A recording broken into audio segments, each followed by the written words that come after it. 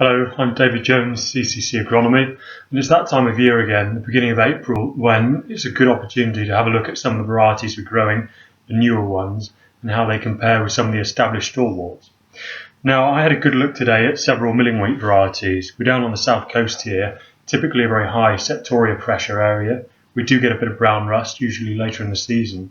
But I've picked three varieties down here. The first one I've got is it's Skyfall, one of the newer ones, and immediately you can see, although this was planted very sort of slightly 10 days later than the others, it's still got a very high tiller number.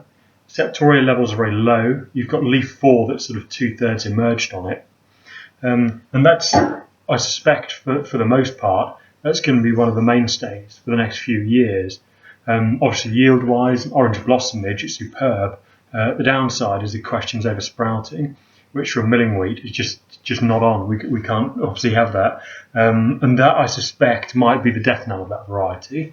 But it's early days yet. But after last year, in some of the wetter harvests, particularly in the east of this area, there were quite a few questions about Skyfall, in particular how it hangs on in a damp year. What I've also got is, find it here, some Crusoe, which is probably the more established one. This has really taken over from sort of Solstice and Gallant, naturally. It's not as early harvesting as Gallant, and it's obviously a big improvement in most areas agronomically than Skyfall is, or Solstice rather. Brown rust was very prevalent actually in this variety. It's only rated 3, it was downgraded last year. It looks fairly clean at the moment. What I tended to find in the field this year was that coming back after Christmas, there was a lot of rust. We got that very wet period and then went into frosts in sort of end of February, and the brown rust almost, not quite, but it almost dried up, and that was really quite interesting. It's clearly there, and with its rust rating, you've really got to take that seriously, and not. It's a variety that you cannot take any chances on. But Septoria, it's a 6. It's quite, it's good in that respect. I think the question's really around Crusoe, the lower Hagberg falling number. The eye spot for me, it's a variety that you've got to treat eye spot seriously in, especially down here in a damp area, any second wheat situation. It goes as a second wheat.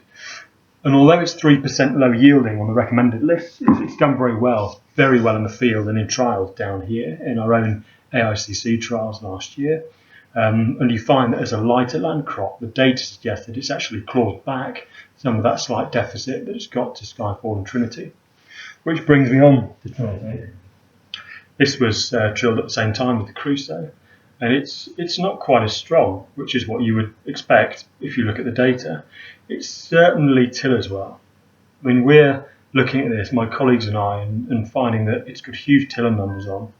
It's quite a lower sort of thinner leaf, but it looks like a vigorous variety. And in fact, anywhere you've got drill misses in the field, you can immediately see when there's just the odd plant. So you've got a huge sort of spider effect spreading out. Certainly better for eye spot, a 6 for eye spot. It hasn't got PCH1 like the rendezvous gene as Skyfall has, but it certainly looks very good.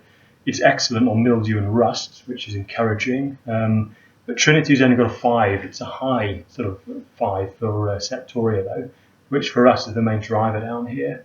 And I suppose the big question mark is the protein. I mean, all these varieties have got, their weaknesses as milling varieties, but the protein is something that we'll have to work very hard on to try and understand. But it's not something that, until you've seen it grow in the field on a larger scale, that we can draw conclusions about. But I think it fits, certainly as a slower developer. I wouldn't call it an early driller by any means.